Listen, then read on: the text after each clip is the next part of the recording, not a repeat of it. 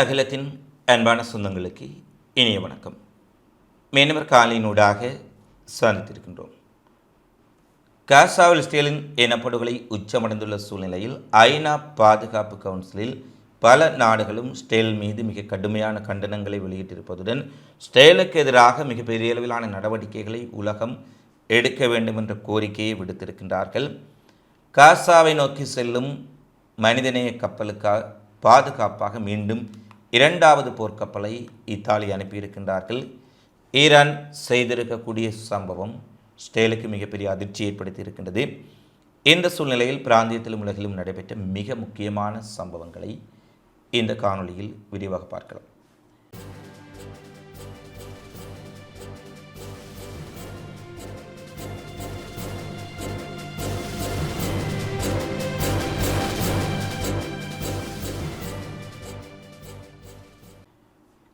காசாவில் கடந்த 24 மணி நேரத்தில் இஸ்ரேல் நடத்திய வெறியாட்டத்தில் 45 பேர் கொல்லப்பட்டிருக்கின்றார்கள். 8 குழந்தைகள் உள்ளடங்கலாக இந்த மரணங்கள் நடைபெற்றிருப்பதாக காசாவின் சுகாதார அமைச்சகம் தெரிவித்திருக்கின்றது. இஸ்ரேலினுடைய விமான தாக்குதல்கள், பீரங்கி தாக்குதல்கள், ட்ரோன் தாக்குதல்கள், காசாவில் இருக்கக்கூடிய மருத்துவமனைகளில் இருக்கக்கூடிய மக்களை இலக்கு வைத்து நடத்தப்பட்ட தாக்குதல்களில் இந்த மரணங்கள் நடைபெற்றிருக்கின்றன. ஐநா பொதுச்சபையில் இஸ்ரேலுக்கு எதிராக பல நாடுகளும் தங்கள் குரலை உயர்த்தி வந்தாலும் கூட நெதன்யாகுவினுடைய காட்டு மிராண்டித்தனமான அரசு பாலஸ்தீன மக்கள் மீதான படுகொலையை இன்னும் நிறுத்தாமல் இருப்பது ஐநா சபை இன்னமும் தன்னுடைய அதிகாரத்தில் செயற்பட வேண்டிய தேவை இருக்கின்றது என்பதை தெளிவாக காட்டுகின்றது.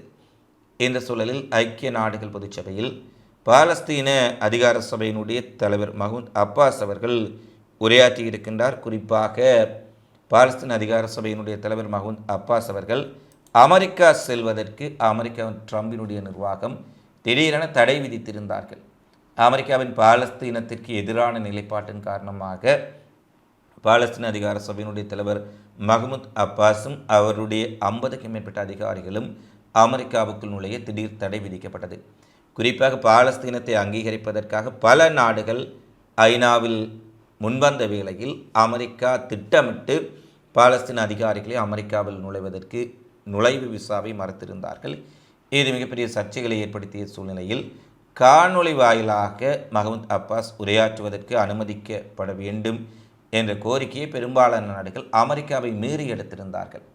இதில் அமெரிக்கா, இஸ்ரேல் ஒரு சில நாடுகளை தவிர நூற்றுக்கணக்கான நாடுகள் மஹ்மூத் அப்பாஸ் வீடியோ மூலம் உரையாற்றுவதற்கு அவர்கள் அனுமதி அளித்த சூழ்நிலையில் அவர் தன்னுடைய உரையில் எங்களுடைய பாலஸ்தீன தேசம் மக்கள் எப்போதுமில்லாத இனப்படுகொலையை இஸ்ரேல் ஆக்கிரமிப்பு இராணுவத்தினரால் எதிர்கொண்டிருக்கின்றார்கள். இங்கு இனப்படுகொலை, அழிவு, பட்டினி, பசி, இடம்பெயர்வு, படுகொலைகள் என்பன கிட்டத்தட்ட 2 ஆண்டுகளை கடந்து நடைபெற்று கொண்டிருக்கின்றது. இந்த 2 ஆண்டுகளில் பாலஸ்தீன மக்கள் மீது நடத்தப்பட்ட தாக்குதல்கள் எந்த வரையறையும் இல்லாத, எந்த விதமான போரியல் விதிகளும் இல்லாத ஒரு கொடூர போரை இஸ்ரேல் செய்து கொண்டிருக்கின்றார்கள்.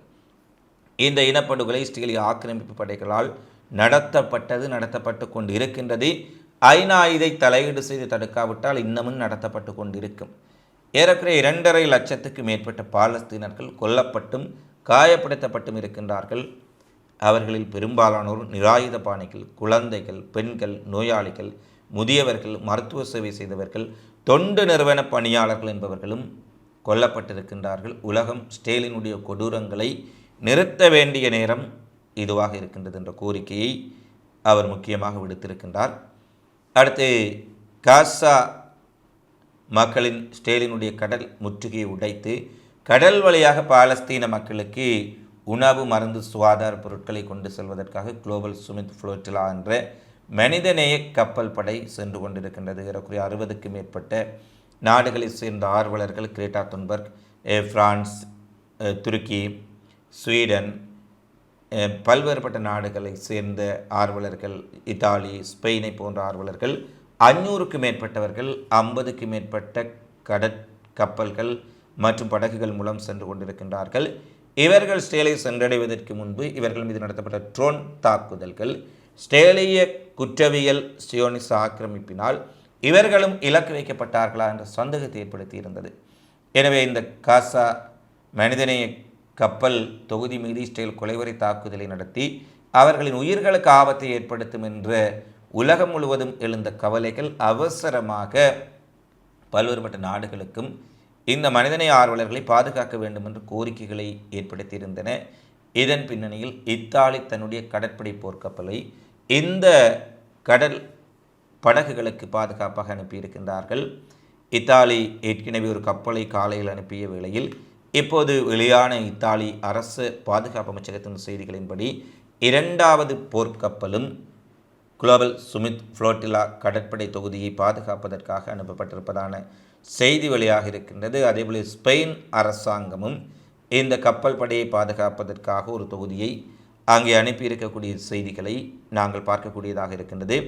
குறிப்பாக ஸ்பெயின், இத்தாலி போன்ற நாடுகளின் அறிவிப்பை அடுத்து பசியால் வாடும் பாலஸ்தீன பிரதேசத்தின் கடிப்படை முற்றுகையும் வரும் எந்த ஒரு முயற்சியையும் நாங்கள் அனுமதிக்க மாட்டோம் என்று அவர்கள் தெரிவித்திருக்கும் சூழ்நிலையில் இஸ்ரேலின் உடைய கொடூரத்தை அவர்கள் தடுப்பதற்காக ஐரோப்பிய நாடுகள் முதல் தடவையாக தங்கள் கடற்படை போர்க்கப்பல்களை அனுப்பியிருக்கின்றமை நிச்சயமாக ஒரு மிகப்பெரிய மாற்றமாக ஐரோப்பிய தேசங்களில் உலகரங்கில் பதிவாக இருக்கின்றது. உலகின் மிகப்பெரிய அளவிலான கப்பல் படையை வைத்திருக்கக்கூடிய துருக்கி, எகிப்து போன்ற நாடுகள் வெறும் வாய்ச்சவடால் கண்டனங்களையும் ஆவேசமான அறிக்கைகளையும் விட்டுவிட்டு அமைதி காக்க ஐரோப்பிய தேசங்கள் தங்கள் கடற்படையை பாலஸ்தீன மக்களுக்காக அனுப்பியிருக்கின்றார்கள் என்பது நிச்சயமாக இதில் சுட்டிக்காட்டப்படக்கூடிய ஒரு விடயமாகத்தான் இருக்கின்றது. ஏனெனில் அரபுலக நாடுகள் ஒன்று கூடி பேசுவதும் கடும் கண்டனங்களை வெளியிடுவதும் பின்னர் அமெரிக்க அதிபர் ட்ரம்பின் காலில் சென்று விழுவதுமாகவே காலத்தை கடத்தி கொண்டிருக்க ஐரோப்பிய நாடுகள் மிக காத்திரமான பல நடவடிக்கைகளை எடுத்திருக்கின்றார்கள். அடுத்து இஸ்ரேலின் இனப்படுகொலை குறித்தான பேச்சுக்கள் தான் இம்முறை ஐநா பொதுச்சபையில் மிகப்பெரிய அளவில் இடம் பிடித்திருக்கின்றது. உலகின் பல்வேறுபட்ட நாடுகளும் இஸ்ரேலின் இனப்படுகொலை குறித்து மிகப்பெரிய அளவில் தங்களுடைய கண்டனங்களை பதிவு செய்திருக்கின்றார்கள். இந்த சூழ்நிலையில் கொலம்பியாவினுடைய ஜனாதிபதி பெட்ரோ அவர்கள் ஒருபடி மேலே சென்று காட்டு மிராண்டித்தனமான குழந்தைகளை கொல்லக்கூடிய இஸ்ரேல் ஆக்கிரமிப்பை எதிர்த்து காசாவை காப்பாற்றுவதற்கு இனப்படுகொலை ஏற்றுக்கொள்ளாத நாடுகளின் சக்தி வாய்ந்த இராணுவங்கள் ஒன்றிணைய வேண்டும் என்று நான் பகிரங்கமாக அழைப்பு விடுக்கின்றேன். இந்த காட்டு மிராண்டித்தனமான இனப்படுகொலையாளிகளை நிறுத்துவதற்கு பேச்சுவார்த்தைகள் தோல்வியடைந்து விட்டன. ஐநாவினுடைய அத்தனை கோரிக்கைகளையும் அவர்கள் நிராகரித்து விட்டார்கள். எனவே தற்போது பாலஸ்தீனத்தை பாதுகாக்க ஆயுதங்களையும் படைகளையும் சக்தி வாய்ந்த தலைவர்களையும் நான் எதிர்பார்க்கின்றேன். சக்தி வாய்ந்த இராணுவங்கள் ஒன்றிணையமாக இருந்தால் கொலம்பிய இராணுவமும் இந்த படையுடன் இணைந்து கொள்ளும். காசா மக்களுக்காக உலக நாடுகளே, சக்தி வாய்ந்த படைகளையும் ஆயுதங்களையும் வைத்திருக்கக்கூடிய தலைவர்களே, நீங்கள் இப்போது செயற்படாவிட்டால் வரலாறு உங்களை ஒருபோதும் மன்னிக்காது என்று சாட்டை அடி கொடுத்திருப்பதைப் போல அவர் மிக பெரிய அளவில் தன்னுடைய விடயத்தை தெரிவித்திருக்கின்றார். குறிப்பாக அரபுலக நாடுகள், இஸ்லாமிய லீக்குடைய நாடுகள் கத்தார் மீது இஸ்ரேல் தாக்குதலை நடத்திய போது கூட வெறும் கண்டனங்கள், அமெரிக்க மத்தியஸ்தத்துடன் தீர்வை கொண்டு வருவோம், பாலஸ்தீன படுகொலைகளுக்கு எங்களுடைய கண்டனம், பாலஸ்தீனத்தில் நடக்கும் இன அழிப்பை ஆக்கிரமிக்க மாட்டோம், ஏற்றுக்கொள்ள மாட்டோம் என்றெல்லாம் கூறினார்களே தவிர கூட்டு சேர்ந்து இஸ்ரேலை தாக்குவோம் என்று ஒரு தைரியமாக நெஞ்சுரத்தோடு எந்த நாடும் குறிப்பிடவில்லை.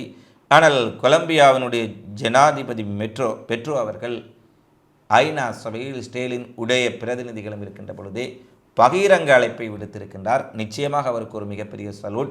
இவரை போன்ற தைரியமான நெஞ்சுரத்துடன் கூடிய மனசாட்சி மிக்க தலைவர்களைத்தான் இன்று உலகம் எதிர்பார்த்து நிற்கின்றது.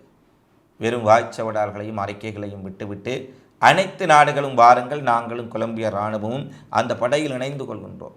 காசாவை காப்பாற்றுவதென்றால் இராணுவங்கள் இணைந்து ஒரு இராணுவ நடவடிக்கை இஸ்ரேலுக்கு எதிராக ஆயுததாரிகளை ஆயுதத்தால் எதிர்கொள்ள வேண்டும் என்ற ஒரு விடயத்தை பகிரங்கமாக தெரிவித்து ஐநா சபையில் இஸ்ரேலுக்கு எதிரான போர் பிரகடனத்தை செய்திருக்கின்றார். அடுத்து நெதன்யாகுவினுடைய விமானம் அமெரிக்காவை நோக்கி சென்று கொண்டிருக்கின்றது. இவ்வளவு படுகொலைகளை செய்துவிட்டும் ஐநாவில் உரையாற்றுவதற்கு கூட அந்த இனப்படுகொலையாளி செல்கின்றார். இதற்கு ஐநா அனுமதிக்கின்றது என்பது இவ்வளவு பெரிய வேடிக்கை.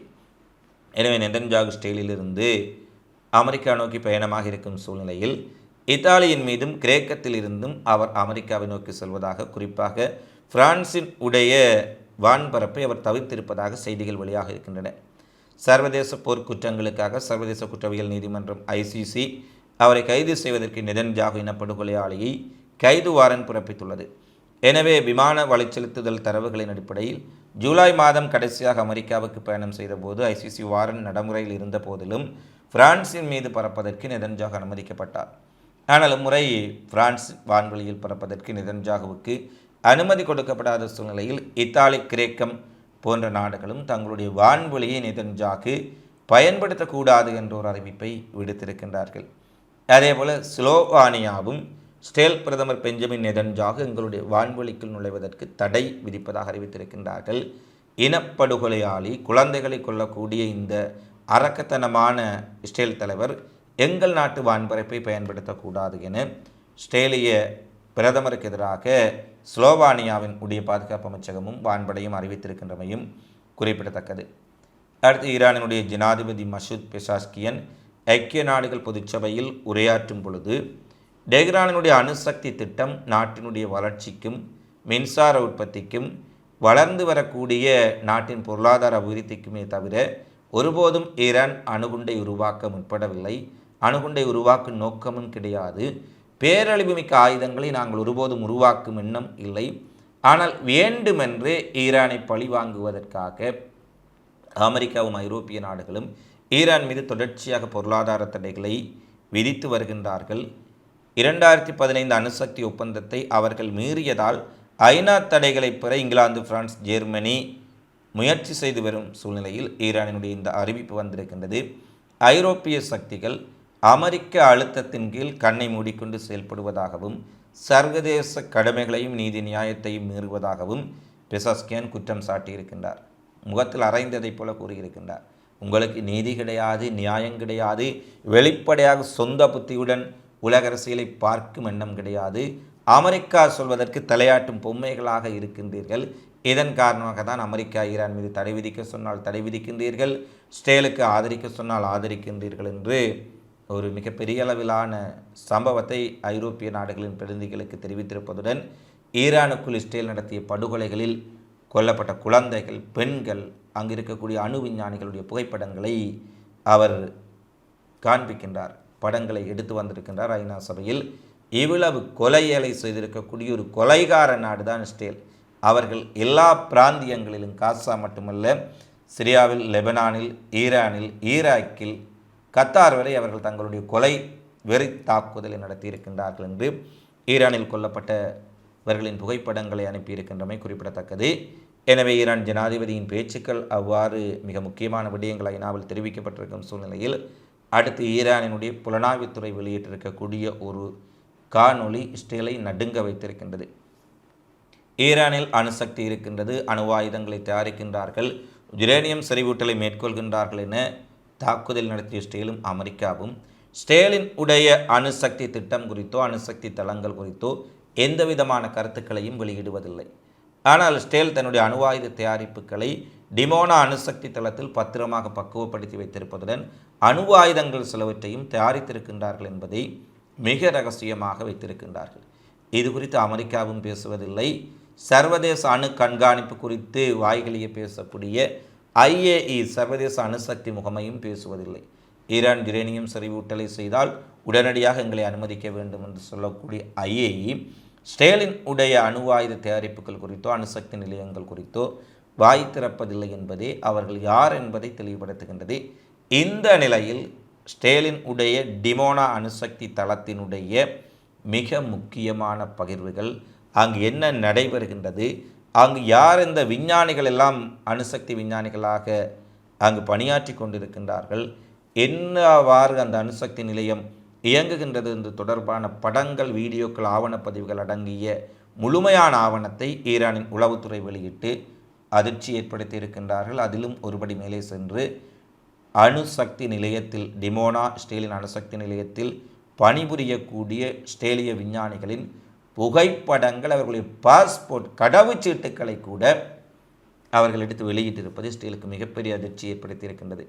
ஈரானுக்குள் நாங்கள் எங்கள் உளவாளிகள் கட்டுப்படுத்தி விட்டார்கள், டெஹ்ரானுக்குள் மொசாட் எல்லா இடத்திலும் இருக்கின்றார்கள் என்று மொசாட் தம்பட்டம் அடித்து வரும் சூழ்நிலையில் ஈரானினுடைய உளவுத்துறை இஸ்ரேலின் அணுசக்தி நிலையம் வரை சென்று அத்தனை தரவுகளையும் வீடியோ பதிவாக வெளியிட்டுள்ளமை இஸ்ரேலினுடைய பாதுகாப்புக்குள் ஸ்டேலினுடைய அணுசக்தி திட்டத்திற்குள், ஸ்டேலிய இராணுவ கட்டமைப்புக்குள் ஈரான் உளவுத்துறையும் எவ்வளவு தூரம் ஊடுருவி இருக்கின்றார்கள் என்பது ஸ்டேலுக்கு புதிய அதிர்ச்சியை கொடுத்திருக்கின்றது.